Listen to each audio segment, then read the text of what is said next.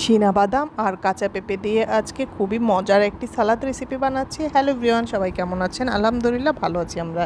প্রথমে আমি বাদামগুলোকে খোসা থেকে ছাড়িয়ে নিয়েছি। এরপর আমি বাদামগুলোকে একটু ভেজে নিয়েছি, কারণ বাদামগুলো আমি ব্লাইন্ডার দিয়ে একটু গুঁড়ো করে নিব। আর তার মধ্যে আমি একটুখানি কাঁচামরিচ আর কয়েক কোষ রসুন কুচি করে দিয়ে দিয়েছি।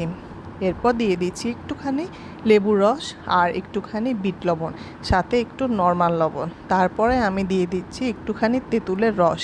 তেঁতুলগুলো পানি দিয়ে ভিজিয়ে আমি রস করে নিয়েছি। এরপর আমি মিশ্রণটিকে ভালো করে নেড়ে মিশিয়ে নিব। আর এরপর আমি তাতে দিয়ে দিব হচ্ছে কুচি করে রাখা কাঁচা পেঁপেগুলো। এরপর আমি কাঁচা পেঁপের সাথে মিশ্রণটিকে খুব ভালো করে মিশিয়ে নিচ্ছি। এরপর আমি তাতে দিয়ে দেব একটুখানি চিলি ফ্লেক্স, আর তার সাথে দিয়ে দিব একটুখানি সরিষার তেল। তারপর একটুখানি ধনিয়া পাতা ছিটিয়ে আমি সালাডটি পরিবেশন করে নিচ্ছি।